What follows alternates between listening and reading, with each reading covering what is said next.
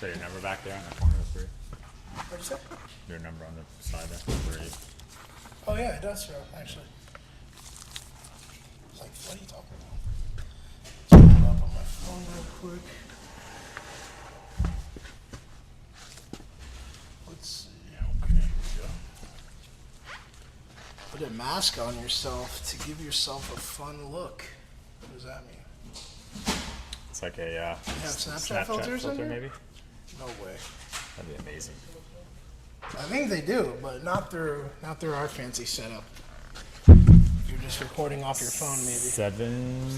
Seven. Wait until we hit 8. Ooh. 5. Hey, Craig, calm it down over there in this box, bro. Calm it down. 10, 13. 13. Magic number 13. Magic number 12. Okay, so today we are here on this Friday before Christmas Eve. Live at 5. Yes, live at 5:11.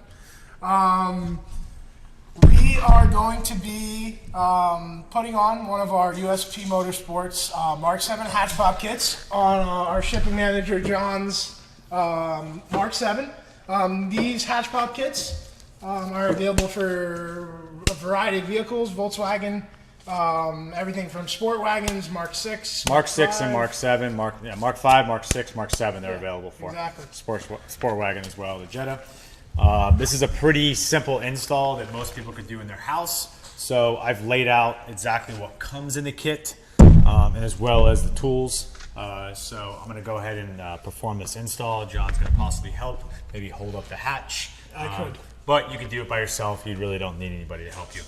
So just real quick, just going over what the kit is. It's a specialty shock that we designed for the Mark 7s. Also comes with the ball pins that actually screw into the hatch, which we'll be going over exactly what to do there. Comes with some Loctite so you can use on the end of the thread. And it also comes with these fun little clips that slide in to actually lock the shock in there. Some simple house tools really are needed. 13 millimeter open-end wrench, 11 millimeter open-end wrench. You can, if you don't have metric, you can sacrifice with a 1/2 inch or 11 millimeter. A 3/8 socket, deep socket with a 13 also will help get the factory ball pins out. So that's really about it. You can have a 1/4 inch as well, I put up here. And then either a flathead screwdriver, we have a nice little pick that we use to get the factory shocks off, but a flathead will suffice as well. So I'm gonna go ahead and start doing this install while we get some more viewers on here. And then John can maybe talk and ask some questions, or I'll try to answer some questions as I'm guiding through what we're doing with the install. Essentially, this is very similar to the Mark 5, 6, and 7. Well, this is a 7, but it's very similar to the Mark 5 and 6. It's about the same exact thing you have to do on this car, so it's a very easy DIY, do it yourself at your home. Absolutely. And 2-page instructions. Yeah, 2-page instructions, probably 15, 20 minutes, and it definitely helps for those days when your hands are full and you want to get your hatch popped. If you're full of groceries or whatever it is and you barely hit the button to open it, it is nice. Yeah. So I'll go ahead and I'll start exactly what I'm doing. So this car, obviously, this is all factory. As you can see, the shocks look similar to this one. There's a couple different things going on in this shock to be able to get it to actually pop. So I'll go ahead and start the removal process of the factory one. So you can't really see too good from your view, but I'm just going to pop the factory one off. John is going to hold it up. I could actually pop this off if I wanted to and hold it with my shoulder. If you're by yourself in the garage, like I'll kind of demonstrate that, let it go. So without one shock, it'll fall down. So I can just put this on my shoulder like so. And then the same thing with over here if I have a little pick. So on the factory shocks, there's is like a little plastic piece right there that you just you could do with a flathead screwdriver. Yeah, flathead screwdriver, small one. Pick is a little nicer, it gets under there. So that's one shock removed. I do recommend doing one shock at a time. Instead of pulling both factory shocks off, just do one shock at a time. So that way, a little plastic piece right there. If you are doing it by yourself, if he wasn't helping me, I could hold it on my shoulder. So now I'm gonna go ahead and take the 13 millimeter 1/2 inch And I'm gonna go ahead and take the factory ball pins out. There is a longer one on this side, shorter one on this side, just so you know. Okay, so I'll pull these out. Also one over here. So after I pull these out, the ones that are included in the USP kit, I'm gonna go ahead and throw on there. Maybe we should do a. How about you guys suggest what you want for the next Live at 5 install video? The next Live at 5 install video. Don't say a TSI fluid damper. Yeah, if you guys have any suggestions, want to see Chris install a downpipe or something like that. Well, I have most of those videos, but if you want to see me do it live, ask me. So yeah, exactly. This is the ball pin that comes with the USP kit. As you can see, they're a little bit larger in size for more heavy duty shock. So these here, you're going to go ahead and screw into it. Now these, you cannot use the 13mm socket on there. You have to use the open-end wrench because they're not exactly a hex. They have a slit for it. So it takes just a little bit longer to get these in than the factory ones because you have to use the open-end. So it's a little bit more time consuming.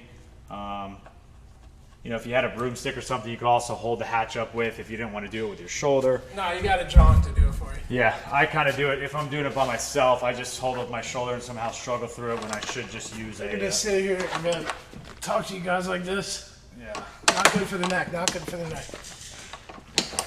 Now, some of these, the couple, you know, the upsides to this kit is that obviously it, you know, pops the hatch with your buttons, so you know, it turns it into a fancy car, like a exactly. You know, some of the Audis that have automatic trunk pops and stuff like that. A few little things with them is that under certain extreme temperatures, that they might not pop when it's cold if it's below 0, just because the gas and the shocks don't do the same work as they do at 100 degrees. And for you really, really tall guys out there, maybe like John's size, if you're maybe a little taller than him, 6'3", 6'4", it lowers the hatch maybe about an inch. Oh wow, I never heard that either. It lowers it like just a tad bit. I don't know if it's even really noticeable, but you know. But other than that, it does make nice. It does take a little more effort to close the hatch, just because you have more tension. So those are other little things about it. But you know, you gotta take the good with the bad when getting this here. So. Allows you to get a shaved trunk delete or something like that. For many of you guys have seen Sam Dobbins' car, actually, that GTI RS. He has one on there. He has no trunk option. He actually removed the option to be able to open his trunk, and he actually uses our hatch pop kit for that. Okay, so I'm gonna go ahead and put this on now. So as you can see, there is a little apparatus up here. This is actually gonna go to the top of the car. And these simply just pop in, pretty easy. Nice and easy. See, like that. And then, actually, you know what? This kit doesn't lower the hatch. I think it's the Mark 6. It's the Mark 6 does. So once that's in, it's essentially, that's done. The only thing that goes in is these little clips right here. So these little clips I'm holding in my hand, they simply just slide in. These little clips slide in, and it just locks. It locks the pin in there. Okay. So Chris he's talking about these little pins around here. They wrap around the bottom half of the ball. So let's see if I get kind of close to the camera here. It's close enough. All right. So you can see here they just slide up in there, and then they go around, and then you just click it. Lock in. Nice and easy. Yeah, so pretty easy. That's I did it. I did that one side in, I don't know, what, 2 minutes. The same time I was talking. So it's pretty easy install to do. So definitely something that can be tackled by a DIYer. I'd rate this on a 1 to 5 star install.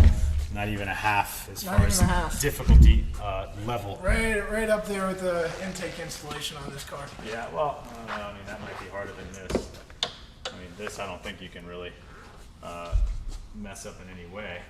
Well. Oh, who is ready for Christmas? Who is ready for Christmas? You guys want one of these hatch pop kits? All right, so once again, on some of these live at 5s, we'll be doing some install videos, for you guys out there that are maybe thinking about purchasing a product, and you want to see it done to see how easy it is. Make some suggestions, put it on a list, and that way we can actually see if it's something doable we can do on a live install. Of course, some of the installs will take hours to do. It would be a pretty long live at 5, I would say. Stage 3 kit install. Yeah, but that would. How to put the 85 on a Porsche? Yeah, I don't think that would be done on live at 5. But any kind of small things that you can make some suggestions. Yeah, exactly. Not installing a clutch or something. Yeah, actually, the intake would probably be a good one. Actually, I'll try to see how fast I could actually do it. No, don't make me get Eddie here. Yeah, we'll probably do a little faster. Okay, so go with some other. Is there any other comments or questions? Because I'm almost done with this. I got the last. You're killing it here. Last shock over here, and then I'm done. It's not too bad. Once Chris gets done here and we show the functionality of the hatch pop kit, we will go over what we have going on for the holidays. We'll go over holiday hours. We'll go over the sales that we continue to have. We'll go over our holiday plans, things like that. Well, we could talk about that right now. So our holiday hours is we're closed. We're closed until Tuesday. We reopen. So that is he's talking about the internet side of things here. So the website orders, customer service for the website, like he said, will be closed tomorrow and open up Tuesday. Tim said that the repair shop side exactly. will be closed all next week. Okay. But if you guys are trying to take advantage of that APR tune deal, which is anywhere between $100 off to $150 off. You're a local customer. You can send an email in to service@uspmotorsports.com, and we could schedule a appointment for tunes for the APR flashing only. Okay. So that they can send an email to it, and then we can make an appointment, and someone can meet him over there. Oh no, I was talking about tomorrow. Tim's going to be there from 9. Oh, tomorrow. I'm talking tomorrow. I'm talking about next week, though. No, exactly. Oh, okay. I didn't even know that. Yeah. There's Okay. a special person that's available that's going to be. That's not too bad. So tomorrow, the service shop in Coral Springs will be open from 9 a.m. to 2 p.m. Going to run free labor on all APR tunes. Will be open just as usual, but like Chris said, they'll be closed until January 2nd. But if you are a local customer, you can just email service@uspmotorsports.com, and we could possibly schedule something in during that week period. We aren't going to take any crazy service calls, but the tunes and stuff like that, that's something we can accommodate. So Chris is wrapping up this install now. Yeah, I'm trying to see what shocks we can put in this car here. So the same thing, just pops right in like that. You get that nice sound. Same thing there, and wow, there it is. So the clips just slide in, and then I'll show you guys the functionality of it. The diaphragm of the mic is not at the top. Yes, this mic actually has 4 different directions. The diaphragm is not at the top yet. It has a selector on it. Exactly. Mr. Gary, I think you should come around sound engineer, please.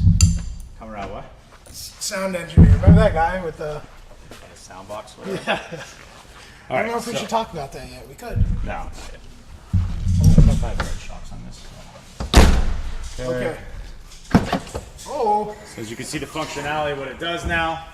If I go ahead and close it, like I said, effort is probably just a tad bit more than an OEM shock. Yeah. The height on this one, actually I was wrong. The Mark 7 does not lower it. But as far as effort to close it, just a tad bit more. I recommend closing by the glass so you don't, damage the hatch or anything. Exactly, yeah. But very effortlessly compared to the factory one, and simply nothing more than just hold it down, boom, pop it open. So, nice and easy. Let's see, we got some questions here. Yeah. Frodoramos, that is about the most Greek name I've ever seen in my life. Mark 6. Of course, we have the Mark 6 hatch pop kit on the website, and like Chris explained, we also have a Mark 5 as well.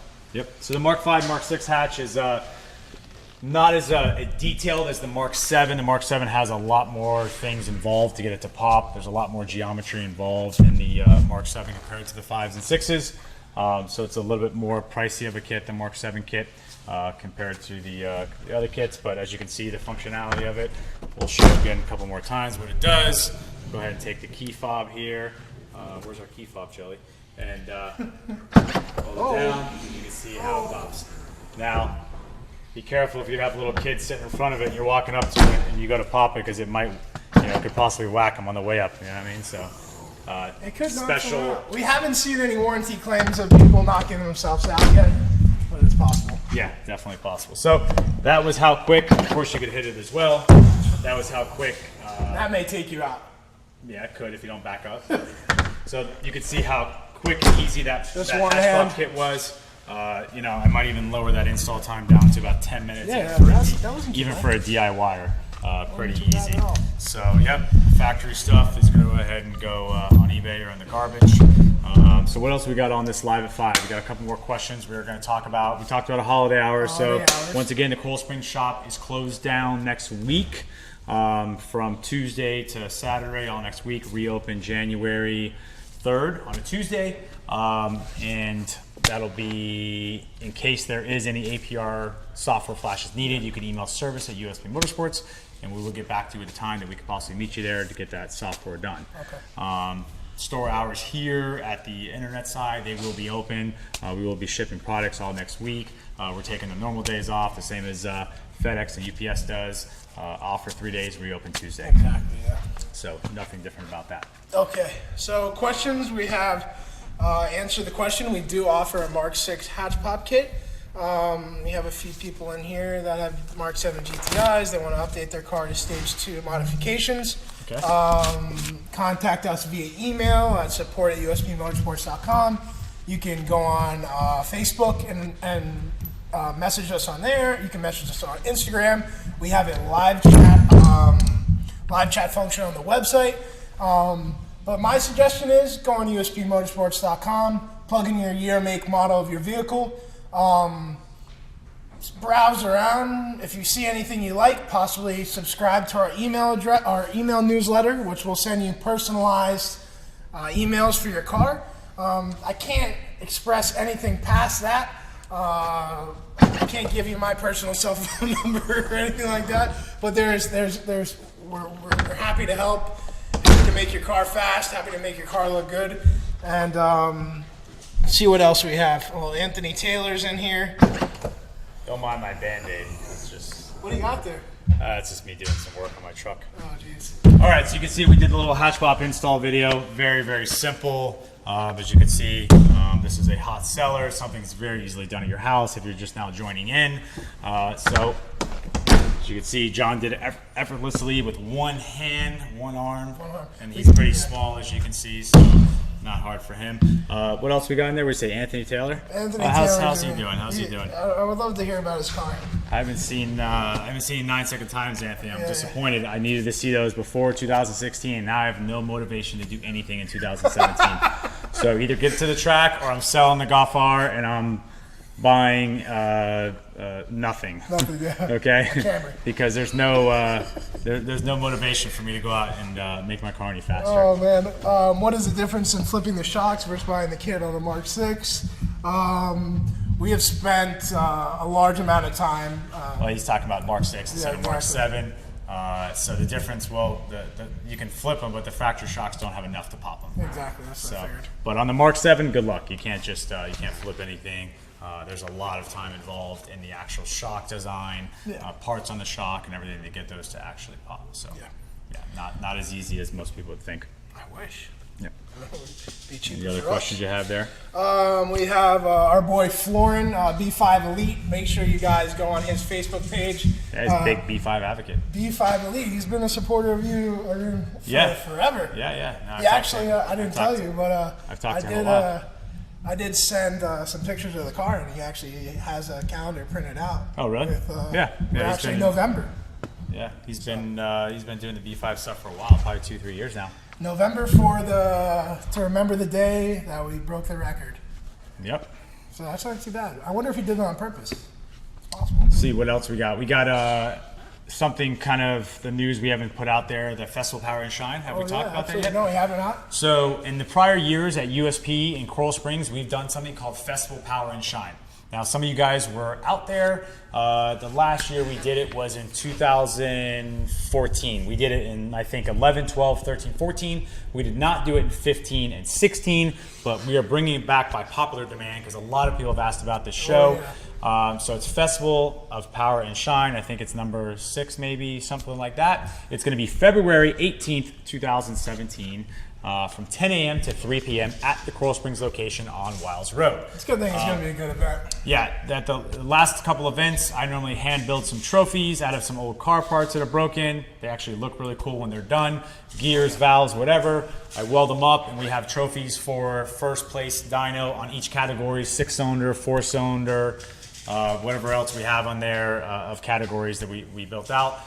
We also have an extensive car show that goes on. I think our last 2014 show, I want to say we probably had about 500 cars in and out through the day, and probably anywhere from 500 to 1,000 people there. We did have 2 food trucks. It was pretty large. We have a DJ playing music.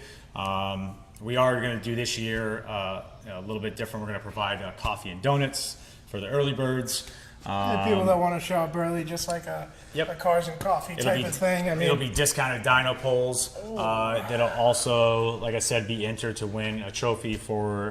We'll have a board up for the highest different categories. I think we might do an Audi category, a Volkswagen category, and then a V6 for, say, a 4-cylinder. Oh, that's not too bad. Yeah, so we're going to do that, and then we'll also have some car show stuff. So be sure to put that on your calendar.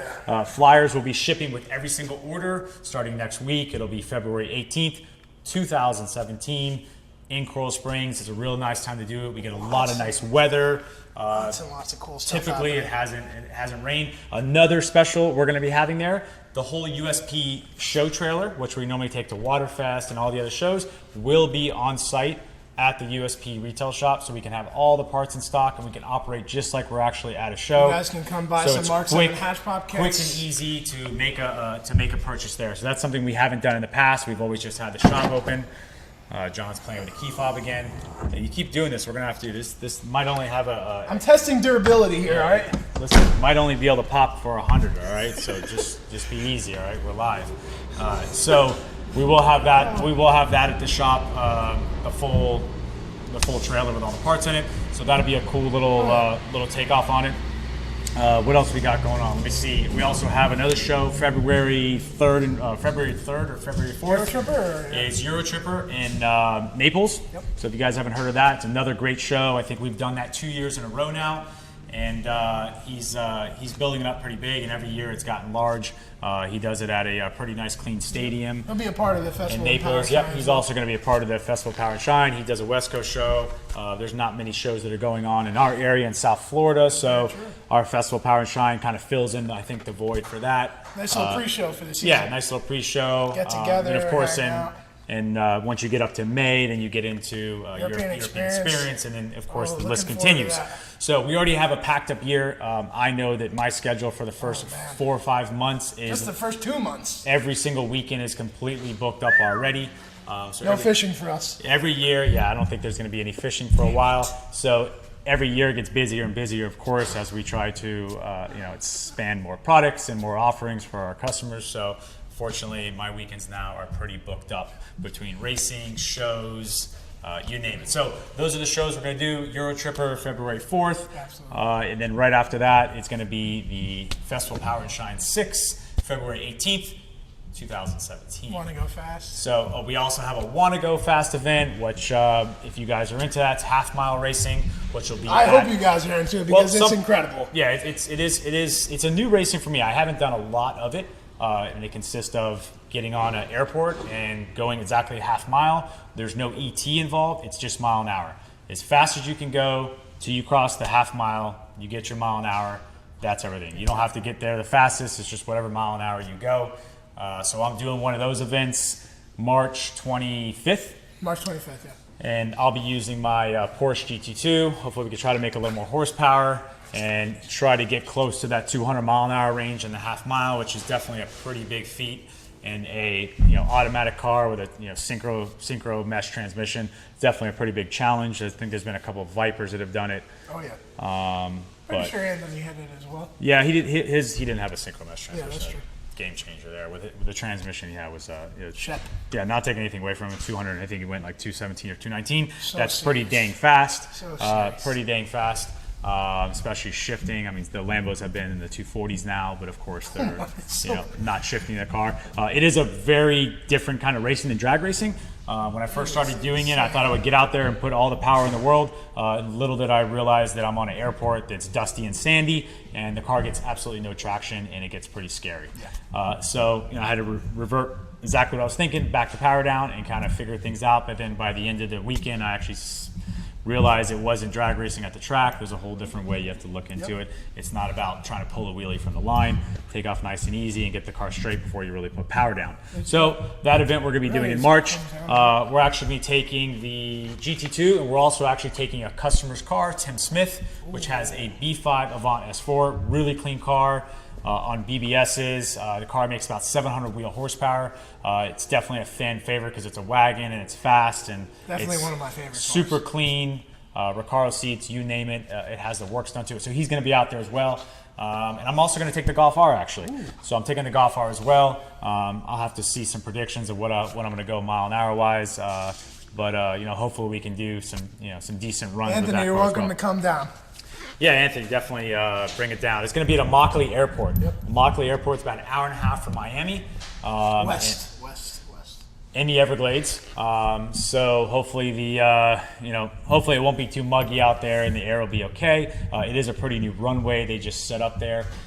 So that'll be pretty exciting. I'm looking forward to that, doing some upgrades in the Porsche as we speak, trying to get ready for that. So that's just a few things we have going on for next year. Just a few. Hopefully you guys are going to really have a great weekend for for all the holidays.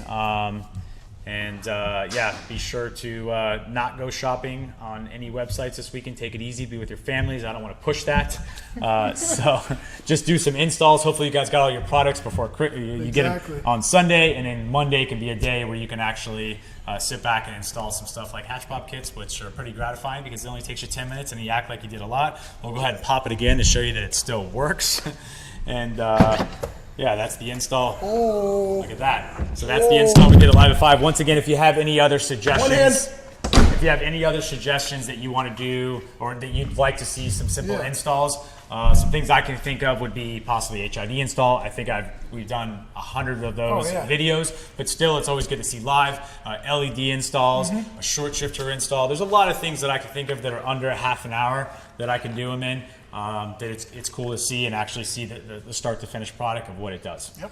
So we'll kind of mix this in. As you can see, we now have a lift here at our internet operation, so we'll be doing a lot more install videos here. Next week I am still continued setting up a lot of the tooling and the airlines and all that, so we're still getting all that stuff set up so we can go pretty hard next year doing a lot of install videos and bring you guys more products out there and easier way to put them on your car for your DIYers.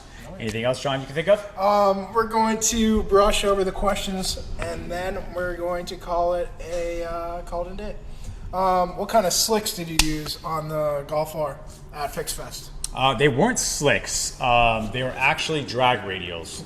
So there's a little bit. Some people call drag radials slicks, and me being an old-time racer, I get a little kind of slicks. Yeah, they're not slicks. So for you guys that understand that terminology, in a racing world, you have a street tire, you have a DR, which is called drag radial, which is still a street tire. Then after that, you have what's called a bias ply, and then after that, you have a slick.